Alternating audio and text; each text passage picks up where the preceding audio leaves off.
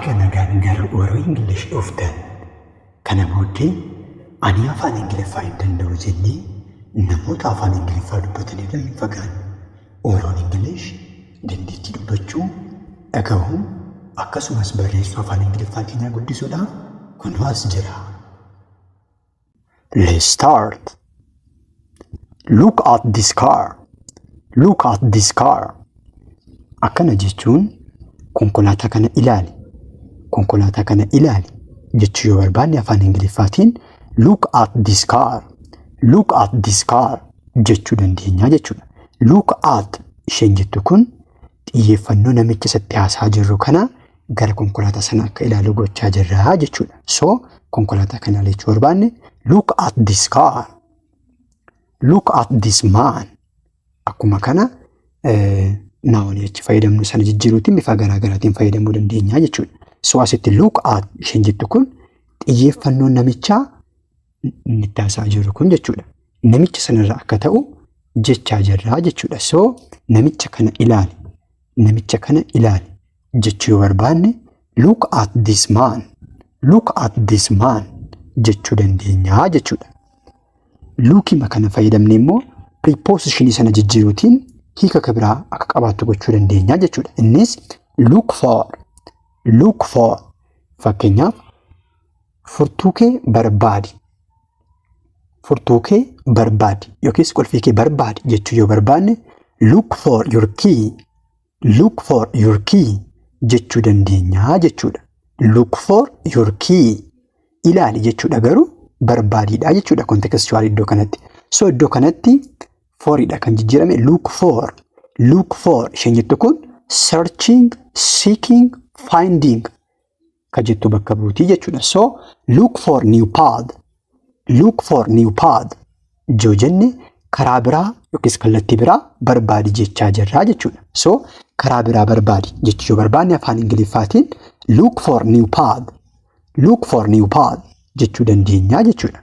So mee isin immoo afaan Ingiliffaatiin barullee kee barbaadaa jirtaa? Barullee kee barbaadaa jirtaa jechuu yoo barbaanne maal akka jennu komentii jala nuuf kaa'a. Leave your answer in the comment section.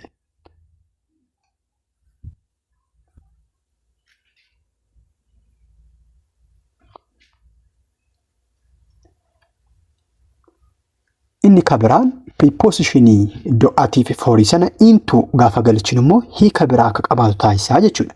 Look into this box. Look into this box yeroo jennu sirriitti kitaaba kana keessa sirriitti ilaali jechaa jira jechuudha. Look into gaafa jennu deeply in detail closely sirriitti keessa galiitti ilaali jechaa jira jechuudha. So look into this box gaafa jennu kitaaba kana keessa sirriitti in detail ilaali jechaa jira jechuudha. Kabiraan immoo look to into sana tutti gaafa jijjiiru look to your father. Look to your father gaafa jennu abbaa kee gaafadhu jechaa jira jechuudha. Ofii kee waa ta'e sana gochuu hin dandeessu wanta nuyi gaafachaa jirru sana. So abbaa kee gaafadhu, abbaa keetu beeka yookiis akka sana jechaa jira jechuudha. Relay akka inni godhu waa tokko akka inni maxxanu itti himaa jira jechuudha. Look to your father. Abbaa kee gaafadhu jechaa jira jechuudha. Mee isin immoo dhimmicha sirriitti ilaali. Dhimma sana yookiis immoo dhimmicha sirriitti closely itti siiqiitti sirriitti in detail ilaali jechuu yoo barbaanne afaan Ingiliffaatiin maal akka jennu komentii jala nuuf kaa'a.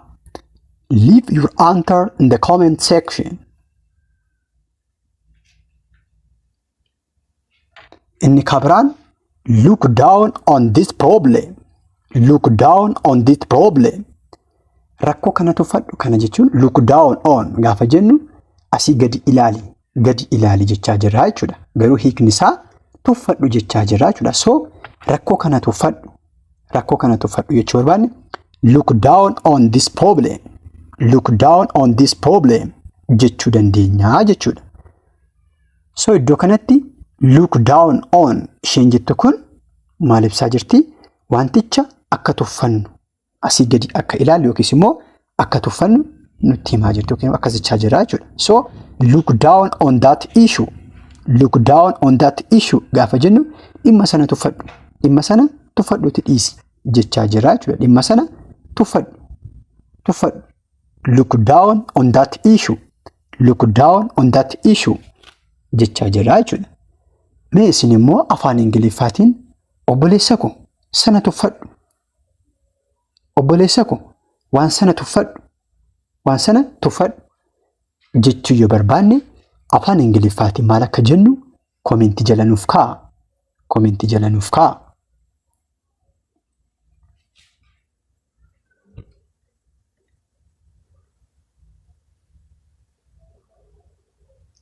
Inni kabiraan look up ka jennudha.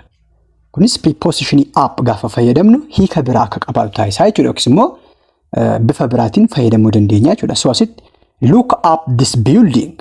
Look up this building yeroo jennu look up kana bifa lamaan fayyadamuu dandeenya.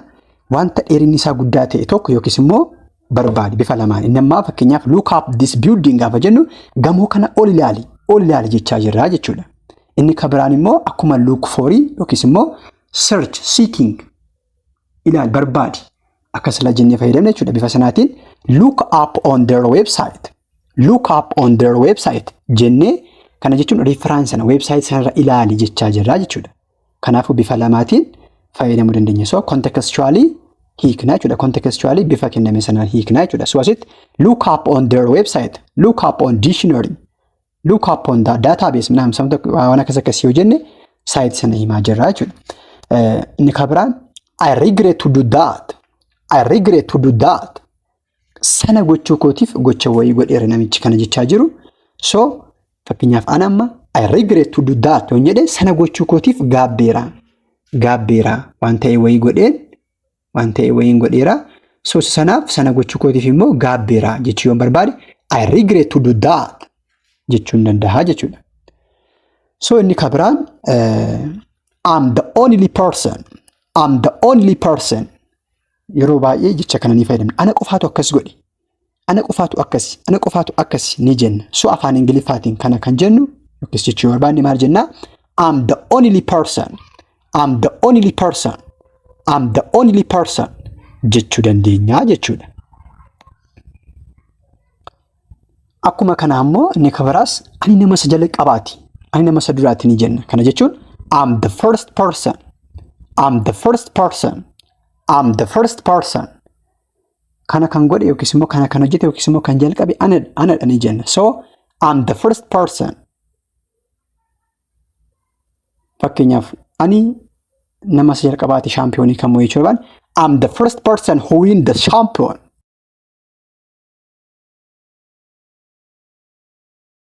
I'm sorry to say that. I'm sorry to say that. I'm sorry to say that. Jechuu yoo barbaanne sana jechuu kootiif gaddeera. Sana jechuu kootiif gaddeera jechaa jira jechuudha. So sana jechuu kootiif akkana jechuu kootiif gaddeera jechuu yoo barbaanne I'm sorry to say that. I'm sorry to say that. I'm sorry to say that jechuu dandeenya jechuudha. Could you imagine? Could you imagine? Could you imagine? Yaaddeetta turtee akkas ta'a jettee tilmaamteetta turtee jechuu yoo barbaanne could you imagine? Could you imagine? Jechuu dandeenya jechuudha. Yaaddeetta turtee akkas ta'a jettee tilmaamtee turtee could you imagine that? Could you imagine that? Inni wanta barbaanne wanta jechuu barbaanne itti fufnee jechuu dandeenya jechuudha. Inni kabiraan would you mind? Would you mind? Would you mind? Kan jedhus yeroo baay'ee ni fayyadamna. Akkuma inni sitti dhaga'amaayi yoon akka kana godhe yookiin immoo yoon akka sana godhe sitti dhaga'amaayi jennee nama waliin haasa'aa jiru sana gaafachuu barbaanne would you mind? Would you mind? Jechuu dandeenya jechuudha. So sitti dhaga'amaayi jechaa jirra jechuudha. Mee isin immoo afaan Ingiliffaatiin yoo waliin ciree nyaanne sitti dhaga'amaa.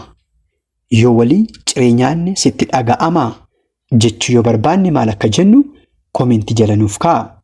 Afaan Ingiliffaatiin yoo waliin ciree nyaanne sitti dhaga'amaayi jechuu yoo barbaanne maal akka jennu komentii jala nuuf kaa'a.